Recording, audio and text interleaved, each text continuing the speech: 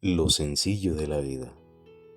Cerca de la 1 de la tarde, cuando los compañeros de sala se habían ido a almorzar, Andrés y sus 45 años destaparon el portacomida de plástico que contenía su almuerzo con la misma timidez y gloria que la benevolencia de su labor se lo había impuesto.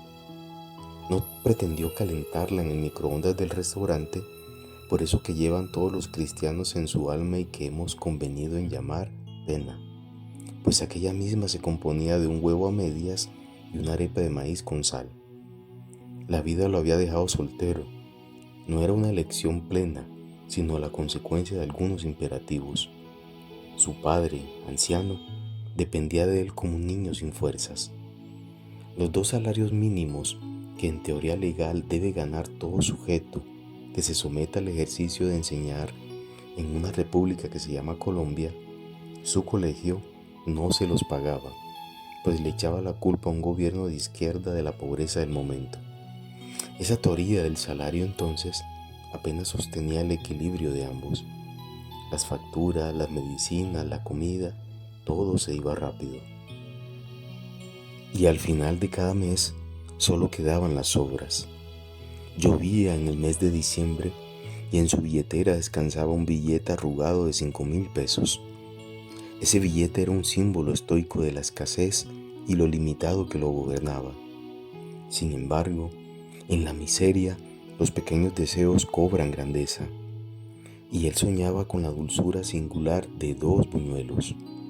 2 buñuelos ricos, redondos, dorados, como soles de harina y queso, acompañados, eso sí, por un jugo de naranja ojalá frío. El cálculo era cruel. El colectivo para llegar a su casa costaba 2.500 pesos. Si compraba su manjar, no podría volver a casa.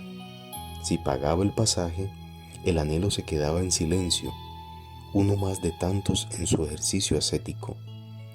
La vida lo obligaba a elegir entre hambre y regreso, pero el hombre decidió que sus pies podían sustituir el transporte.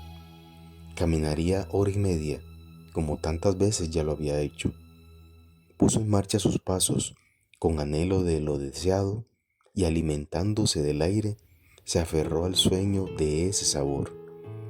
En sus clases de literatura ya había aprendido que todo viaje y su camino reconfiguran al ser humano como mejor persona.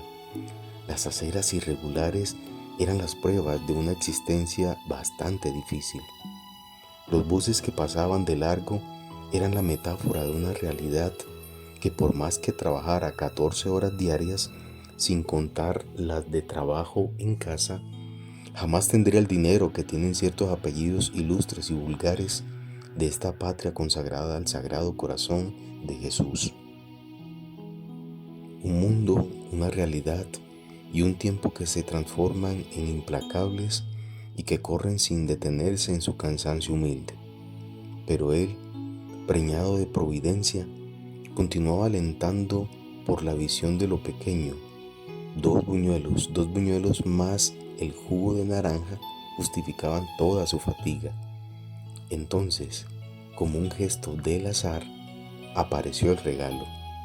Un billete de 2.000 brillaba en el suelo mojado. Era como si el destino lo hubiera escuchado en secreto. Se inclinó, lo recogió y sintió renacer la esperanza. Ese dinero completaba el círculo de su deseo. Ya no tenía que elegir entre antojo y camino. Podía darse un lujo, su lujo, sin sentir la culpa del costo. La sonrisa le volvió al rostro, cansado como amanecer. Sus pasos se aceleraron, guiados por la ilusión sencilla. No iba hacia un restaurante ni a un banquete lujoso. Iba hacia un puesto callejero que vendía sueños fritos. El olor del aceite caliente le abrió la memoria. Pidió 2 buñuelos, entregando las monedas con reverencia. Luego tomó su botella de jugo frío como la esperanza. El parque del municipio de La Estrella lo recibió como un refugio. Los bancos, los árboles, el murmullo del pueblo eran su compañía. Se sentó bajo un almendro, como quien se sienta en un templo a rendir los honores de su Dios, o a dormir, como lo hacen los señores y las señoras engalanadas y una que otra monja por ahí. Digo esto porque me lo han contado. Colocó los buñuelos junto a él, pequeños dioses redondos, destapó el jugo y lo bebió como sacramento de frescura. Por un instante, el mundo le pareció amable, casi justo. Un instante en el que la vida parecía sonreírle. Pero la vida, extrañamente paradójica, no concede treguas largas. El cielo se oscureció y comenzó a llover sin aviso. Mojó su ropa, empapó su cabello, enfrió su cuerpo. Con rabia maldijo demonios invisibles que jugaban con él.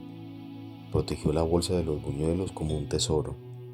Y en su corazón creció el resentimiento de los desamparados. Como si no bastara el aguacero, llegaron las palomas. 1, 2, 3, arrojando sobre él su burla inmunda. Lo cagaron.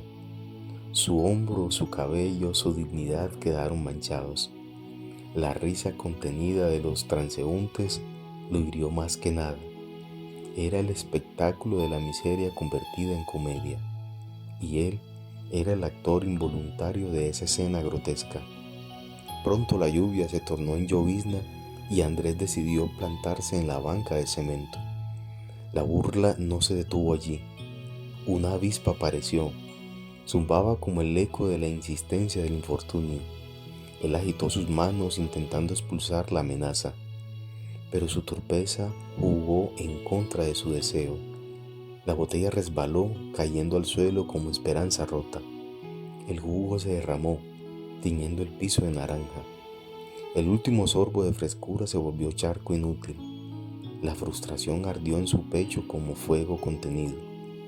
Primero la lluvia, después las palomas y ahora el insecto.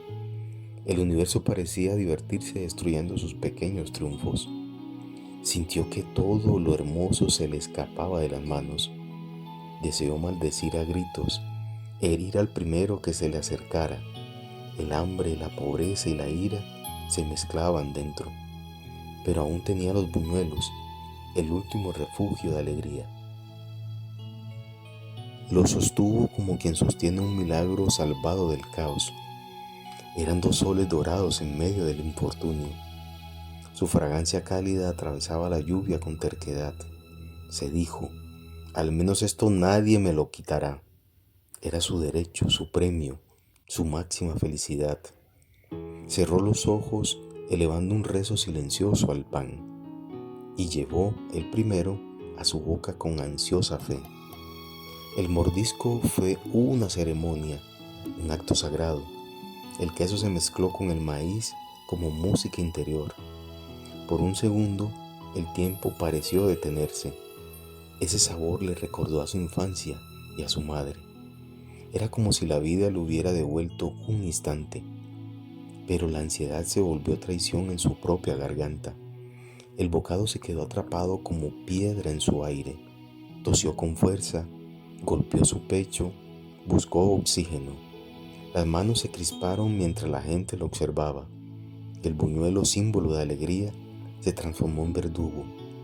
Sus ojos pedían ayuda, pero nadie sabía qué hacer. El jugo que habría salvado ya estaba derramado y el aire se negaba a entrar en sus pulmones. El color de su rostro cambió a tonos de muerte. Cayó de rodillas sobre el suelo húmedo del parque. La lluvia lo bautizaba como si lo preparara para partir. Las voces de auxilio eran murmullos cada vez más lejanos. El tiempo se deshacía en un torbellino de segundos eternos. Su corazón golpeaba como tambor y el silencio comenzó a apoderarse de su garganta. ¿Quién pensaría en su padre esperando en la penumbra del hogar? Andrés moría por comer y comprendió en su agonía que la vida es extrañamente paradójica. Las lluvias se confundieron como lágrimas en su rostro, y la última imagen que vio fue un cielo gris y burlón. La multitud alrededor se volvió un coro de impotencia. Nadie entendía qué había pasado. El buñuelo, pequeño y cotidiano, se volvió símbolo universal. Representaba el hambre, el deseo, la fragilidad del ser humano. Lo sencillo de la vida que antes lo favoreció, ahora lo sentenciaba, y la gente lo observaba como lección sin palabras. El parque entero se volvió escenario de la parábola. Un lugar común se transformó en altar. Los árboles fueron testigos y la lluvia el incienso. La muerte no había llegado con dignidad heroica, sino inesperada, como todo lo suyo. La vida y la muerte no respetan grandezas ni pequeñeces, simplemente se dan. La billetera en su bolsillo guardaba 3.000 pesos mojados. El padre, anciano, en casa, lo esperaba en silencio. Ignoraba que esa espera se transformaría en duelo eterno. Te pregunto entonces, ¿con qué palabra vamos a llamar el dolor del padre? Examinemos esto, por favor. ¿Cómo se le llama al hijo que pierde a sus padres? Exacto. ¿Cómo se le llama a la esposa que pierde a su esposo? Correcto. Hasta donde sé, ninguna lengua, ni antigua ni moderna, se ha atrevido a mencionar el tipo de dolor con el cual un padre pierde a su hijo. Un hombre había dado todo por sostener a otro, y la vida, en pago, le dio una muerte. ¿Una muerte absurda? No. Absurdo es una palabra muy linda que proviene del latín y que traduce salir de la sordera. Más bien una muerte reveladora de la condición humana. Porque en el fondo todos caminamos como Él lo hizo. Todos soñamos con pequeños festines que nos justifiquen el día. Todos deseamos buñuelos invisibles que nos den sentido. La ironía del mundo es que lo mínimo pesa demasiado. La vida es una gran obra de teatro donde tú y yo elaboramos los guiones, intentamos pronunciar los diálogos y procuramos vivirlos. Y la muerte, aunque puede esconderse en lo más insignificante, sentencia para ricos y afortunados. El parque guardó silencio, y la lluvia lavó su rostro como benevolencia de algo o alguien que actuó en lo escondido para ayudar un poco a aquellas personas que han entendido de sacrificio y sinceridad en su existencia cotidiana.